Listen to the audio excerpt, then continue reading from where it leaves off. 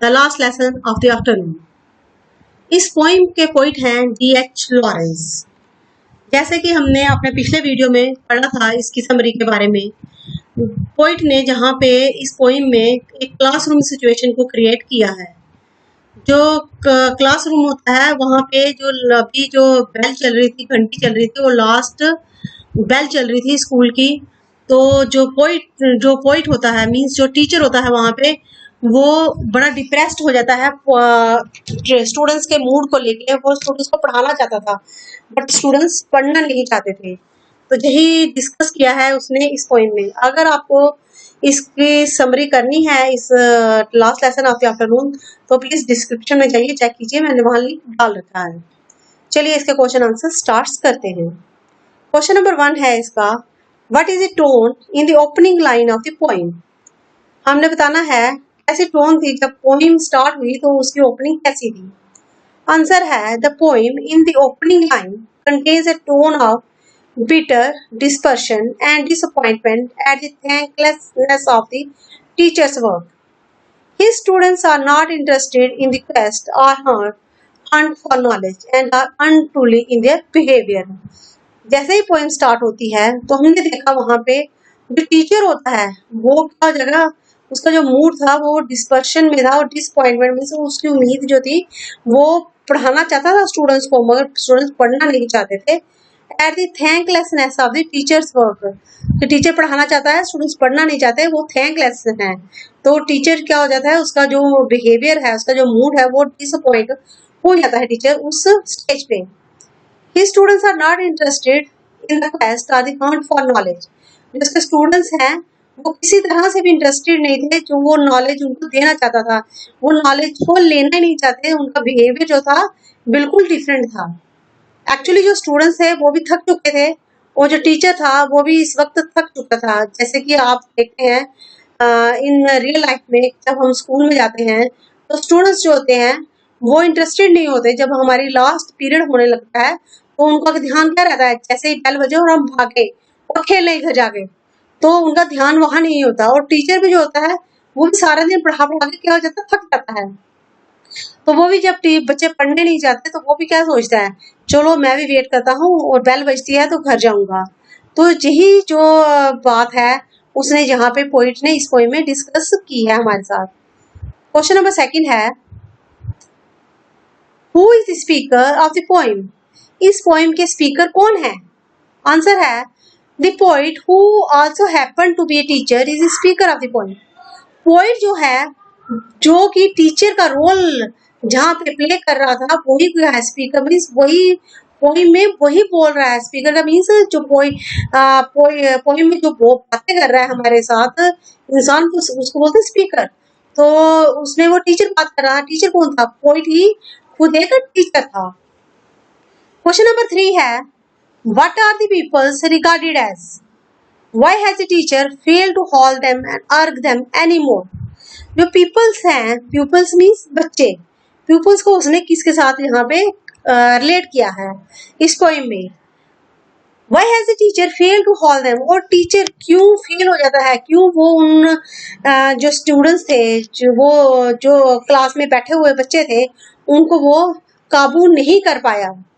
Answer है, the pupils are regarded as uncontrolled hunting dogs, unruly haunts। unruly haunts होते हैं शिकारी कुत्ते।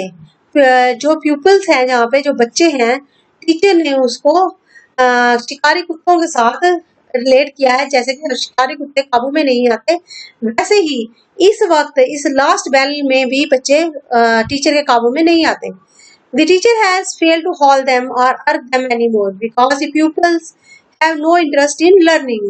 अब टीचर भी क्या हो गया, फेल हो गया है जहाँ पे उनको अपने काबू में करने के लिए, क्योंकि बच्चे कोई इंटरेस्ट ही नहीं दिखा रहे। वो जो पढ़ाना चाहता है, उनको जो लर्न करवाना चाहता है, उनको जो सीख देना चाहता है, वो लेना ही नहीं चाहते। इसलिए अब टीचर भी उनको अपने काबू में करने से फेल हो गया है।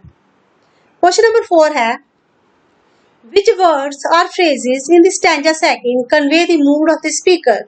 कौन से ऐसे वर्ड्स और जो फ्रेजेस हैं स्टैंजा सेकंड में, सेकंड पैरा में, जो कन्वे करते हैं कि स्पीकर जो है, जो टीचर है इसमें, उसका मूड कैसा था पोइम में। आंसर है the speaker is feeling angry, impatient and desperate in 10 second. जो स्पीकर था, जो टीचर था, उसको इस वक्त बड़ा मतलब गुस्सा फीलिंग क्या कर रहा था, एंग्री मीन्स उसको गुस्सा आ रहा था, वो अपने पे काबू नहीं कर पा रहा था। Expression that convey the mood of the speaker are, जो एक्सप्रेशन जो लाइन है उसने लिखी है जिससे कि हमें स्पीकर का मूड पता चलता है, वो ये वाली है। No longer no can I endure, I can say I am sick, what on earth is good of all it all? What good to them, his students or me? I cannot see. Our question number 5 है, why does not the speaker want to consume his fuel anymore?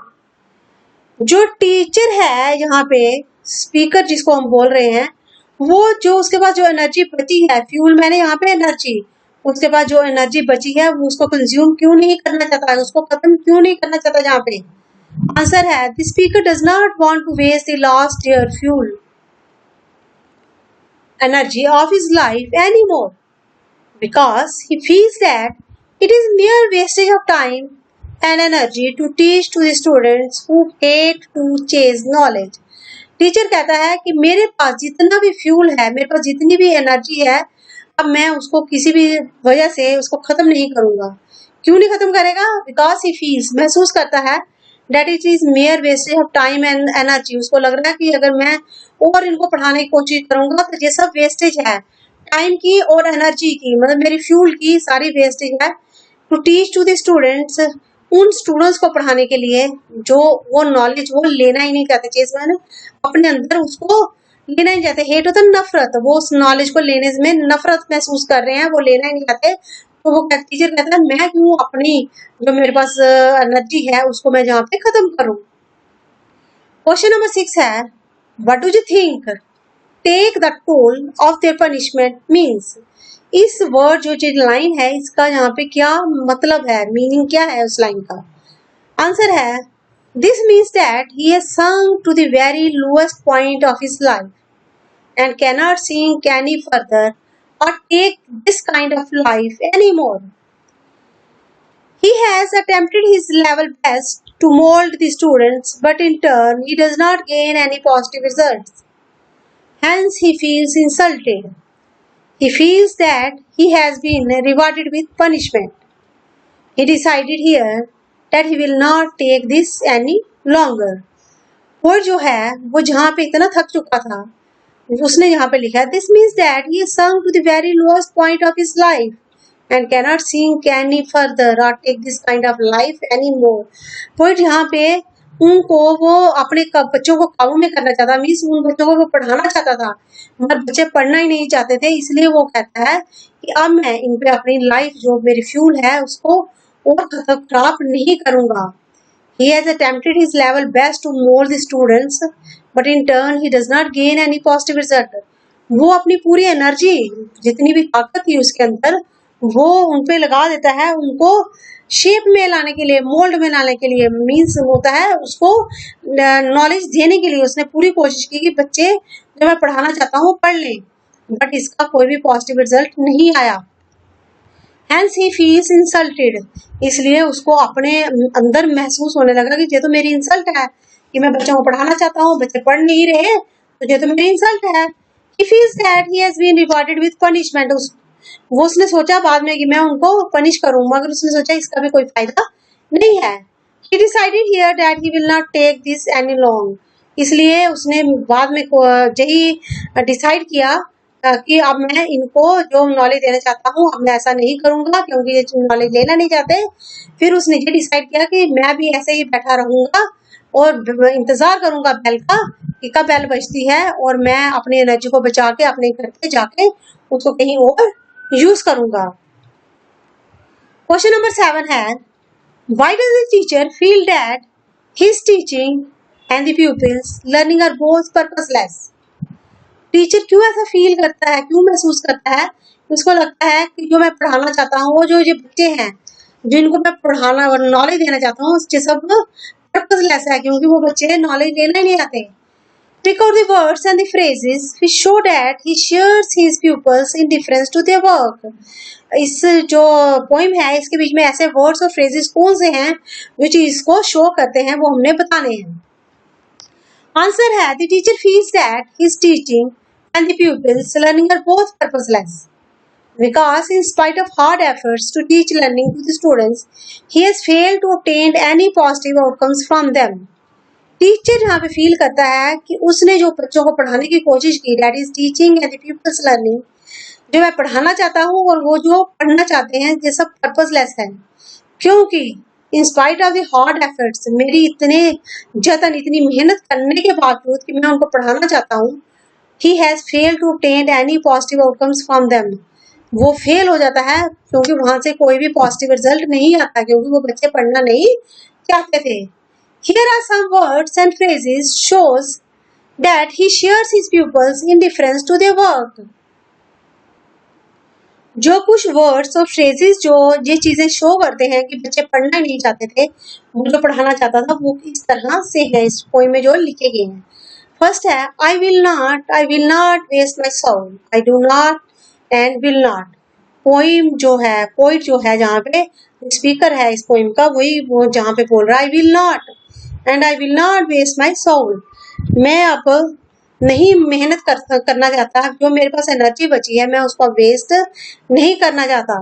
I do not and will not. मैं नहीं करूँगा और करूँगा भी नहीं क्योंकि बच्चे और जो नॉलेज मैं देना चाहता हूँ वो लेना नहीं चाहते.